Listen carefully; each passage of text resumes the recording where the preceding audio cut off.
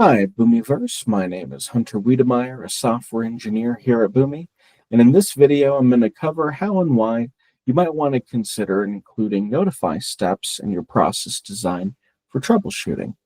In this example, I have a process that works fine, but in this first data process shape here, I have somewhat of a complicated script that I've included that'll be transforming some of the incoming data and could pose a risk of causing problems downstream in the process.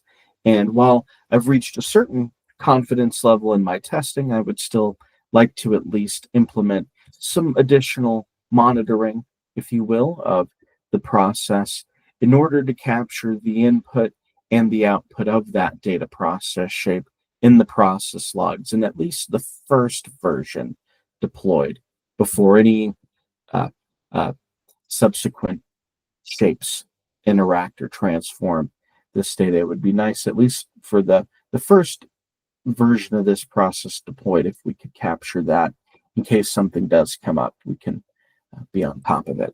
So how can we do that? The notify steps can help us do that. So like I said, here's this test that I kicked off before we got together today.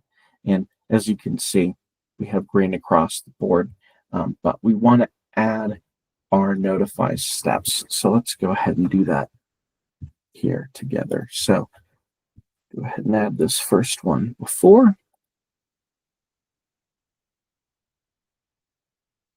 And we'll go ahead and do the same afterwards. And now that that's done, I'm going to go ahead and configure these shapes.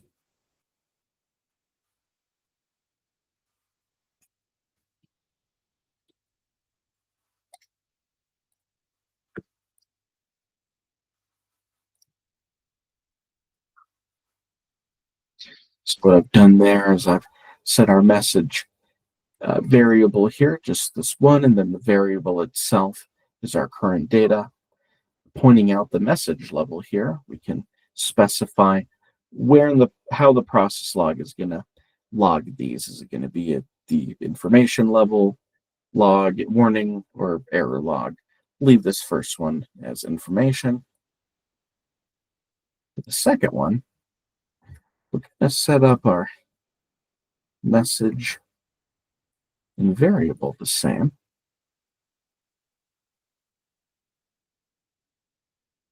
But what we'll do is we will change that to warning just so we can see the example.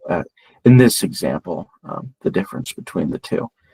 All right, so that looks, I'm going to go ahead and use our arrange function here. Love this. It's nice to let that kind of clean up your process once you've done making some changes to pretty things up. And now let's test.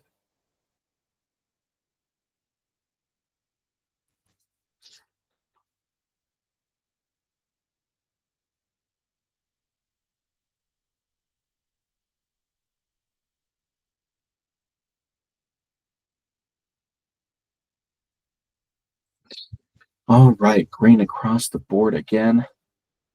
Now, let's look at this log. Because this is what the whole reason we just set all that up. So here in the log, what we can see is that notify shape received 9 documents, and it printed out all 9 of the documents, both before and after the notify, or not before and after the data process shape.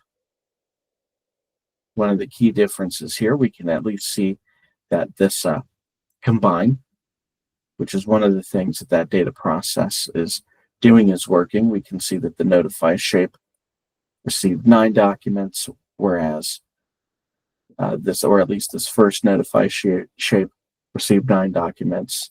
The second one received only 1, because the combine scripting also was successful. And there you have it. That is the value of our notify shapes. Well, let's talk about, well, what if those notify shapes weren't there? Well, I'm glad you asked. Here is the downloaded log of the original test that was present at the beginning of the call, before the notify shapes were added.